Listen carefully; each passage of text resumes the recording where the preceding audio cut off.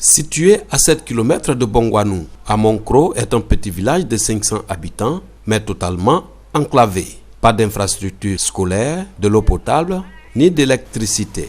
Et pourtant, le poteau électrique haute tension, situé dans le village, alimente Alakro et Assa Oufoué, deux villages environnants. Voilà le poteau là. Vous savez, ça traverse le village. Et ça va dans notre village qui se trouve à 2 km de chez nous. Nous sommes au bon milieu. Quand vous prenez un bateau, Bongouanou, c'est le seul village d'ailleurs qui est sur le goudron qui n'est pas électrifié. On n'a pas ça à la télévision, même la radio. C'est difficile quand il fait tard pour faire la cuisine. Pour être obligé de mettre la lampe tempête, c'est fatigant. Tout ce qui est dans les autres villages, nous voulons aussi. Les élèves du village parcourent 1 km le matin et le soir pour se rendre à l'école à Akakro, un des villages voisins. Selon le chef du village, les démarches entreprises auprès des autorités administratives et politiques sont toujours restées sans écho. Problème d'école. L'inspecteur est venu, nous dit que bon, on a droit à une école. On a nettoyé le coin, ils ont vu le coin, ils sont partis, mais rien n'est sorti encore. Bon, avec problème d'eau aussi, ça nous fatigue.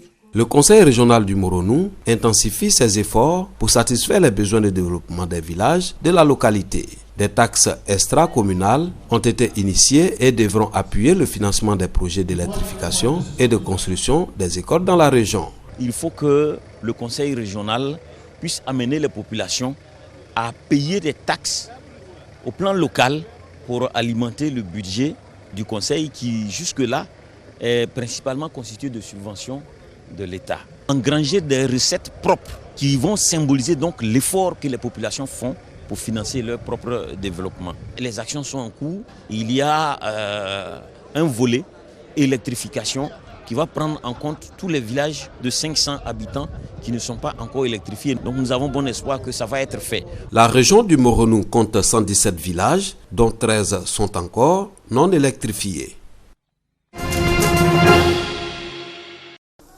À l'Ocodrome de Cocody, il est 16 h. Des clients venus pour se restaurer stupéfaits de redécouvrir cet espace. Surface propre, box, paillotes, murs relookés. Découverte qui ne laisse pas le client indifférent. J'apprécie vraiment à l'Ocodrome de maintenant. Déjà, ça frappe à l'œil et ça nous a encouragé à être là davantage. C'est vrai que depuis 1995, nous autres, nous avons l'habitude. Mais aujourd'hui, l'éclat est tout à fait différent. Je venais ici, mais bon, en tout cas, c'était pas ça. C'était pas ça, mais maintenant, bon, j'ai constaté que non, vraiment, c'est propre. C'est très propre. Et moi, je suis de Poboué. Et je laisse tout et je viens. Et puis, je viens manger ici. Je souhaite Sanak à continuer, d'être bien arrangé plus que ça. Et puis, Sanak à être propre plus que ça aussi. Cette rénovation est l'initiative de l'association d'hygiène et d'entretien de l'Alocodrome de Cocody.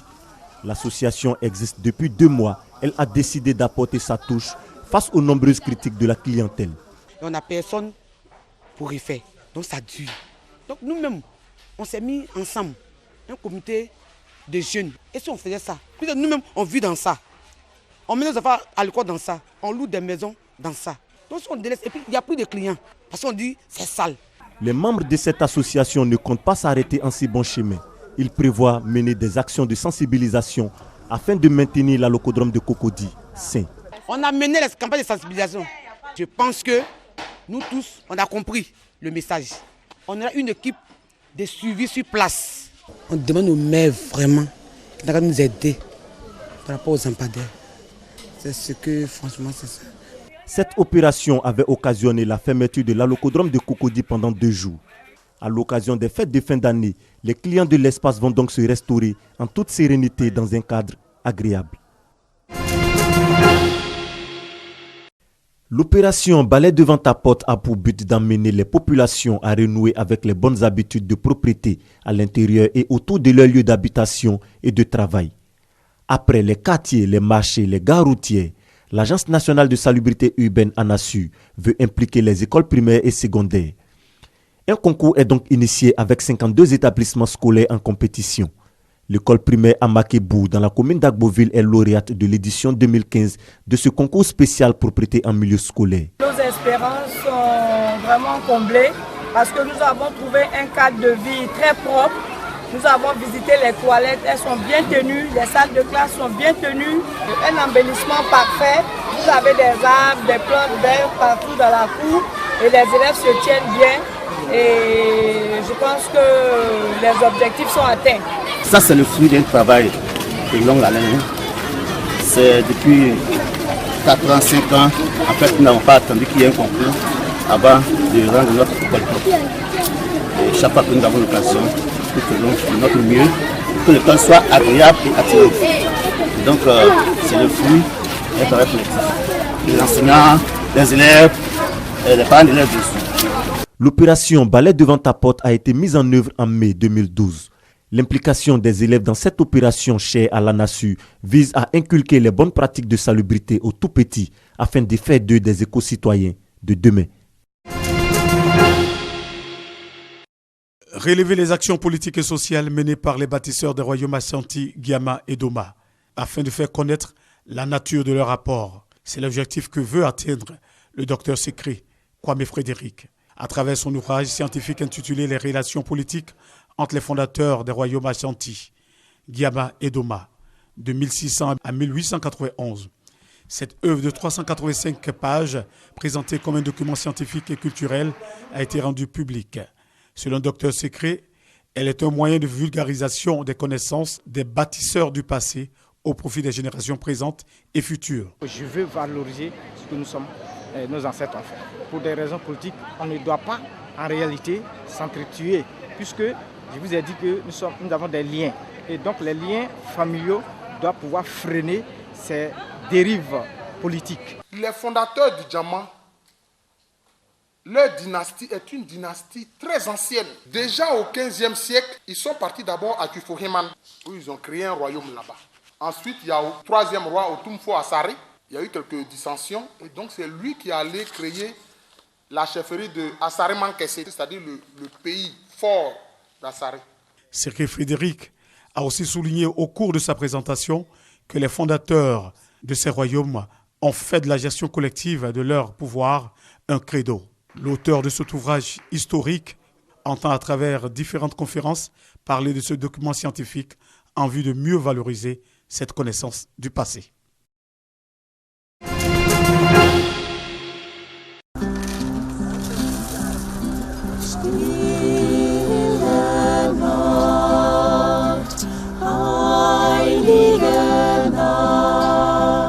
Plus qu'une chanson, ces quelques notes sont le véritable hymne de Noël. Des paroles qui évoquent le calme d'une nuit d'hiver et la communion entre les hommes.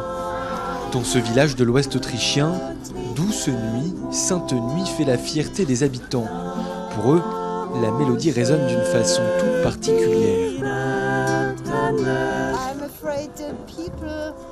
Je crois que les gens, aux États-Unis ou en France ou dans d'autres pays, ne savent pas vraiment où le morceau a été joué pour la première fois. Ils connaissent la chanson, mais les gens ne savent pas d'où elle vient.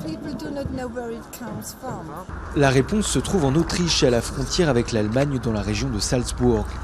C'est ici que naît la célèbre chanson il y a près de 200 ans. 6 strophes, écrites par Joseph Mohr, alors jeune prêtre, puis mise en musique par un de ses amis, Franz Xavier Gruber.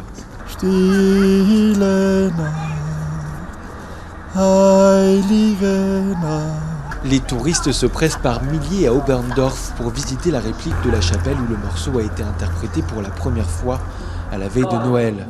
C'est depuis le village que des chanteurs itinérants ont peu à peu répandu le morceau, d'abord en Europe, puis aux États-Unis dès 1839. La chanson a été depuis traduite dans plus de 330 langues. Écrite en temps de guerre et de crise majeure en Europe, la partition reste d'une actualité brûlante. Les gens étaient très pauvres, ils avaient perdu leurs emplois, ils devaient se battre pour survivre.